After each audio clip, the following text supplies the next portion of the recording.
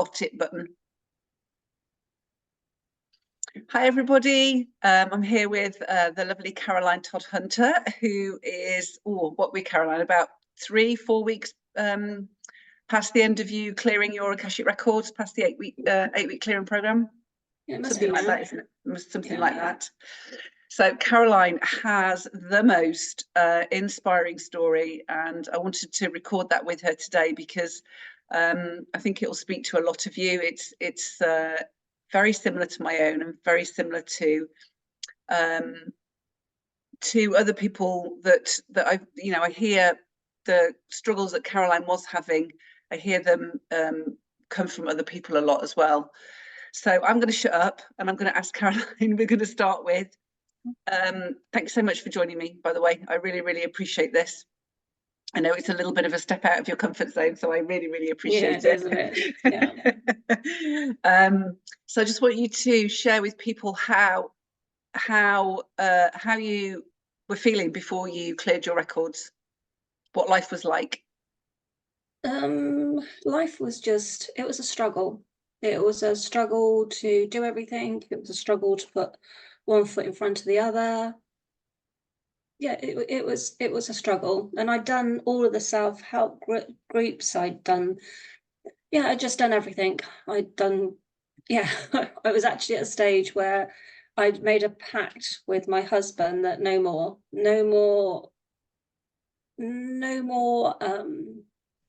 healing, no more courses, no more crystals, put your crystal down, just stop. I'd spent quite a bit of money and come across people that I thought it's quite difficult because I thought their intentions were good, but I realized actually it was me that was creating it because of what I was giving out. So I was basically doing all these things, but getting the same result back. And obviously I knew Kat from horses, and Kat had been missing on social media for a bit. And then I saw her post, and I've always had a bit of a thing about that. I just think there's a different life out there. It's that knowing, isn't it? Inside, you kind of know that there's something different out there, and you just you don't quite know how to get to it. No, and I often choose to sit and think, the rubbish in my life isn't mine. I just know it's not. And I knew all about limbic processing and my childhood and stuff like that. So, all of that was there. But I always had this thing, like this sliding doors thing, that actually there was a Caroline somewhere living a different life to the Caroline that I was leading. But I just didn't know how to get in there, what to do. Saw Kat's program and thought, okay, I know I promised my husband no more, but I'm not doing this to make a living out of it. I'm not doing it to earn money. I'm not doing it to give up my day job. I'm doing it for me. So all of my intentions weren't to, right, I'm going to do this, I'm going to pack in my day job, this is going to be wonderful, this is going to be my life, if you like, which is what I'd done in the past. I think, right, I'm going to be healer, I'm going to do this. But this intention was different, because the intention wasn't about any of those things. It was about me. What was happening on the internals rather than something you could change on the external. Yeah, but it was literally about me, not wanting anything out of it. I went into the program very open-minded, not thinking, oh, this is going to fix me, this is going to be wonderful, which is all the stuff that I've done in the past, put such big hopes on it. So I went in with a very open mind, but thinking, again, like I said to my husband, this is it. This is the last thing that I'm going to do, but it is calling to me, and I do, it just made sense. Yeah. So I went through Kat's program. Hang on, hold on 1 second. We're going to come to that in a minute. I just want to, if it's okay with you, if you don't feel comfortable, then totally say. So some of the things that you were experiencing, you did a lot of beating yourself up, didn't you, in your head, that you weren't good enough and that you were. Oh, I wouldn't. It's I did. I wouldn't. Ever since I was a child, my elder sister said to me, there's something weird about you as a child because you were so quiet. And I was so quiet. So you because that's your label, you go into your shell.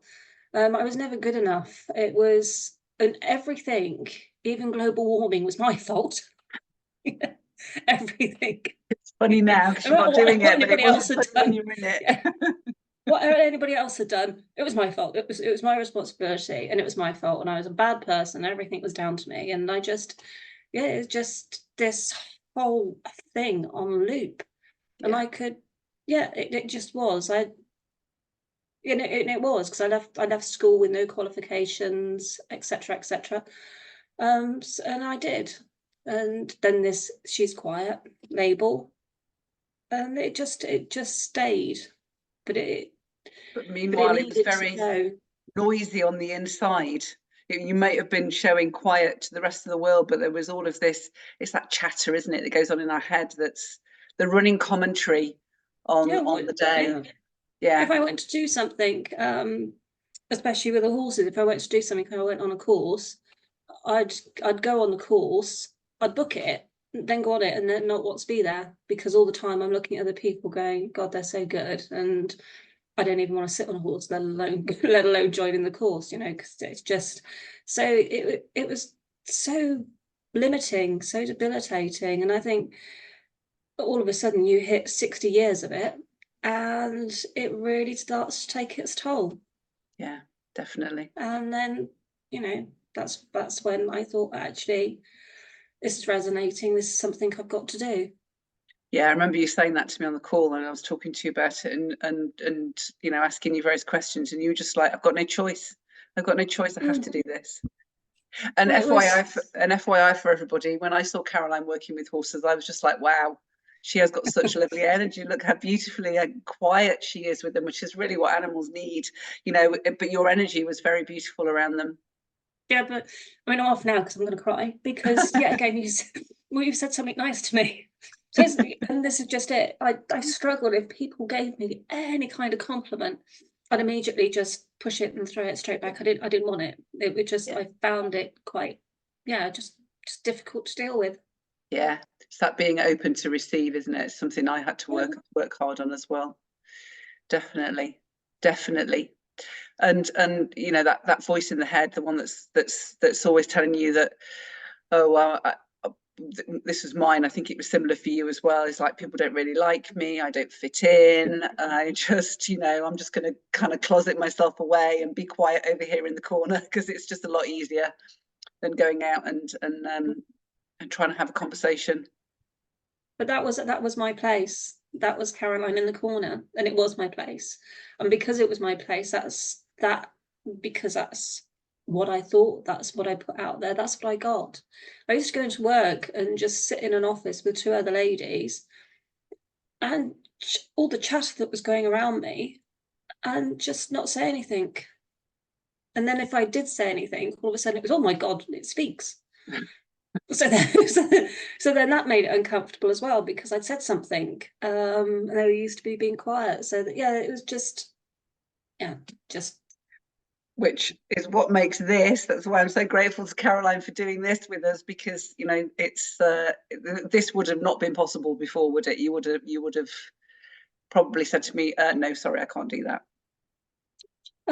Yeah, I would have done. I'd say no, sorry, I can't do that, and Or just ignore my message. sorry, just drinking my tea. No, it's fine. So let's move. Go on. No, go on. If you've got something else to say, please do. I do find myself talking to people a lot more.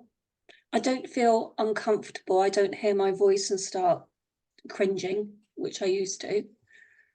And because I don't do that anymore, I can walk into a shop and have a really nice chat with somebody. Took the dogs for a walk this morning and bumped into somebody and ended up chatting to some random stranger, which in the past I'd have put my head down and scuttled past them as quick as I could.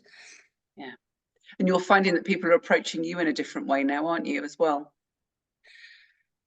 They are. I think it was in the first week I noticed I was walking through the village and people were saying hello that didn't normally say hello. And that almost bowled me over. It's something small. And what I will say is none of the things that have happened to me have been this massive fireworks going off, this, that, and the other. They've been small, subtle things that I've noticed as I've been going along. And those small, subtle things actually start to build up. it's almost like they're solidifying the ground underneath you, isn't it? So it's not rocky ground anymore. It's kind of like you're standing on something solid and stable with all of those little cracks that are being filled in. That's kind of how I like to think about it. Share there's some more things that you've noticed that have shifted. I very much ask myself, why are you doing it? Why do you think like this? What are you up to? Because I know that I've got, and especially from doing the work and everything on the readings you did from me, I know that I've got that there is a side that doesn't want me to be happy. There's a side of me that doesn't have my best interests at heart. So now when I go to do something, I think, where's this coming from? Is this good for you? Is it bad for you? If I don't know either of them, then let's just sit on the fence for a minute and let's just think about this decision. That's not saying that I don't make decisions. I think, oh my God, this is pushing me out of my comfort zone. But I just ask myself, what is, yeah, it's kind of almost like the old you is it's the habit of the old you, isn't it, that will take you into certain behaviors, and you're stopping yourself before you do that and making sure that you're actually now acting on the new you. I think I was talking to you about earlier, but I had a panic attack yesterday, and that panic attack almost sent me down my rabbit hole. And I didn't have to, but I taught myself through it and went from not going into work and then worrying about everything because my self-sabotage was kicking in, or literally just seeing how I felt, putting my toe in the water and putting my, going to do the horses, then right, take my work clothes with me, put my work clothes on. How do I feel putting those on there? That's okay. And then driving to work, just before I get there, how do I feel going into it? Yeah, I feel fine now. So the whole day played out totally differently. But I had this little break, this little handbrake going on, going, right, hang on a minute. It's sliding doors. What do I want to do with my day? Yeah. And whereas today, it doesn't matter if I don't go anywhere because I'm working from home. So today I've had my slower day, if you like. And it really is those kind of things. I've had a couple of things where people have said things to me that's very sharp, and in the past I would have got a bit upset about them. One of them is quite funny. One of my clients actually told me I was fat the other day, and he was surprised I could get up out of a chair. How rude. And in the past that would honestly, I wouldn't have left would the house for a couple of days. I would have been really upset. And it didn't come out of my mouth, but what was going through my head was, well, I might be fat, but I can lose weight, but you're just going to stay rude for the rest of your life. and that just stayed, and it was really odd, because even now I just find the whole thing quite funny. It hasn't upset me at all. In the past, I would have been absolutely, it would have floored me. It would have upset me so much, really upset me. But on the lighter side, I just thought, oh, I just think you're rude. I can do something about mine. You can't do anything about yours. Absolutely. It's situations like that. And I've just been asked if I'll shift the horse's field. And normally that would send me into a complete meltdown. And I'm right, no, okay, that's fine. Yeah, they can go into another field. That's all right. And that is really big, yeah.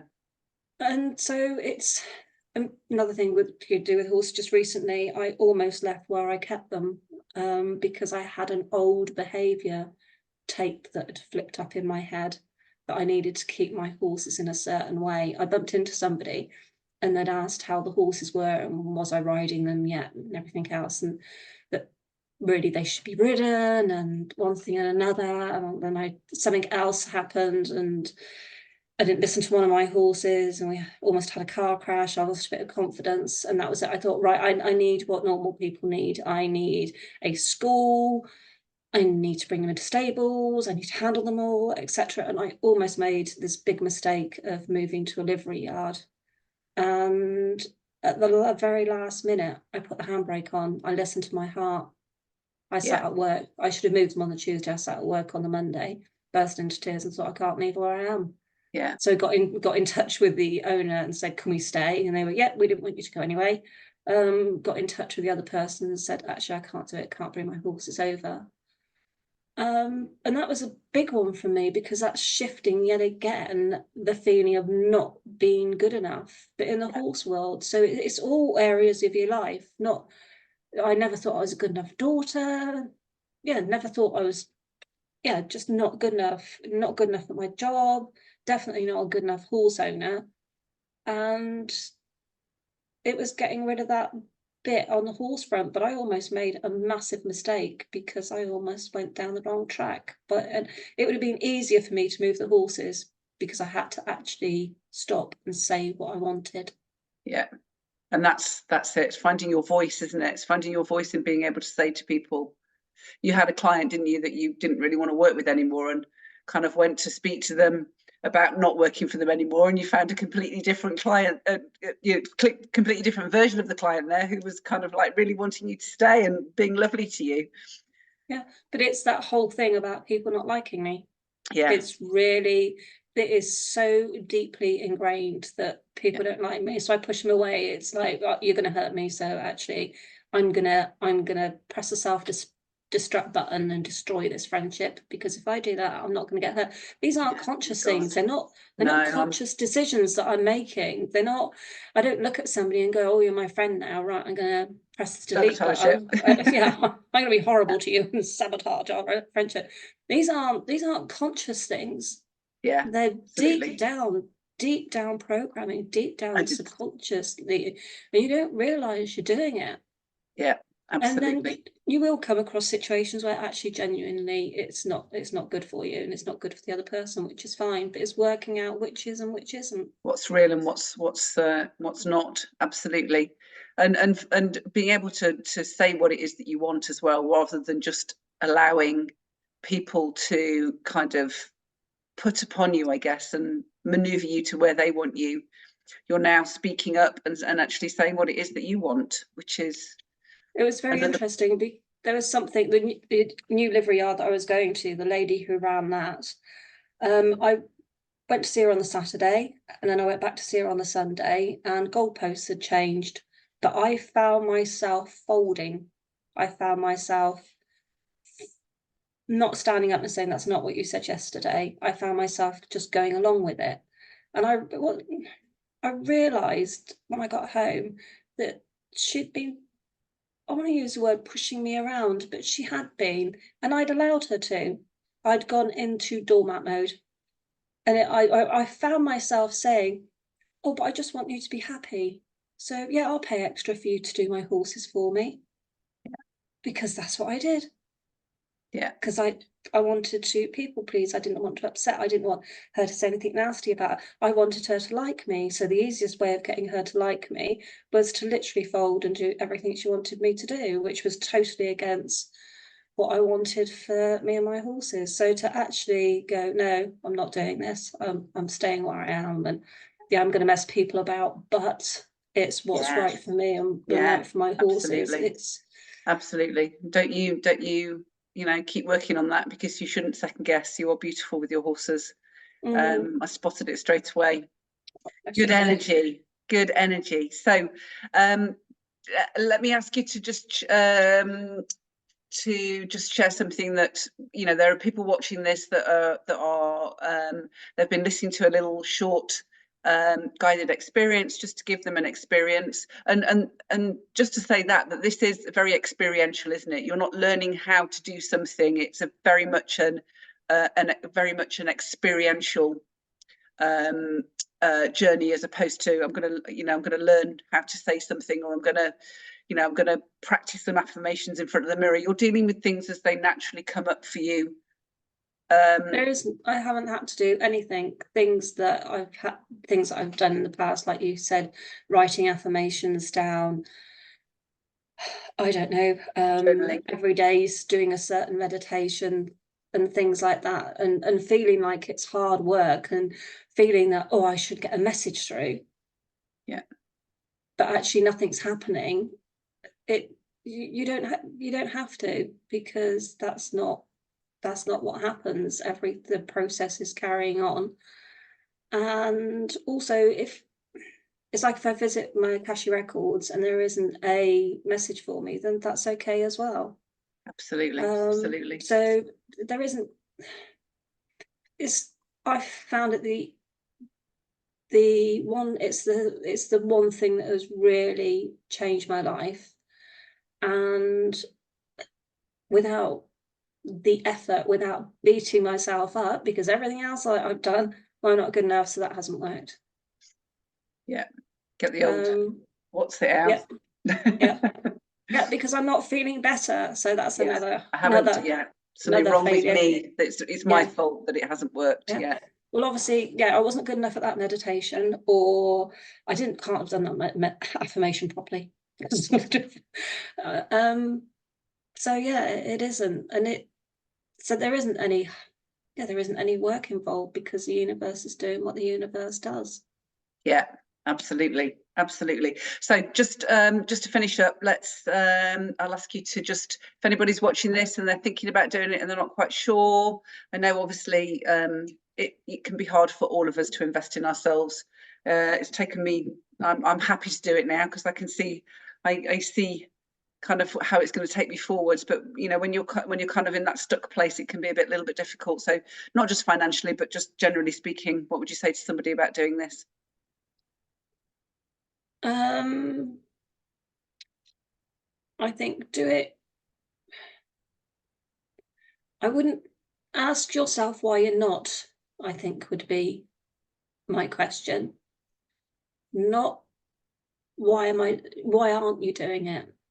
And if the answer is I haven't got the time, I can't do it financially, etc., ask yourself, just like I do a lot, why can't you afford it? If you can't afford it, what can you do? And if you haven't got the time, how can you make that time? And do you actually want to carry on with the life that you've got? Yeah, because you'll have come for a reason. Yeah. And just to ask yourself those questions. It is so lovely to see the transformation in you. It really is. I might cry now. Oh, don't set me off. I always cry. Oh, by the way, the crying doesn't stop. It's fine. It's okay to be emotional. It's taken me a long time to be okay with that, because I was always told I was too sensitive. So I'm just like, now I'm like, yeah, I am. Go, here I am in all my glory, sensitive, and that's the way it's going to be. Yeah. And it's like, yeah, I know I'm sensitive, but like you said, that's fine. If I want to cry, right? Absolutely. I am so thrilled that you reached out to me, Caroline. I really am. It's been such a pleasure to help you. And the great thing is the journey's not over just because, the 8 weeks is over. You can keep moving forwards with this under your own steam. You don't need anybody else to help you. You can, and obviously I'm always at the end of the phone, but you've got all the tools that you need to keep going and to build more and more and create more and expand more, raise your consciousness more, higher. So thank you so much, and thank you so much again for being here as well. Okay, thanks, Kat. Bye. Bye everybody.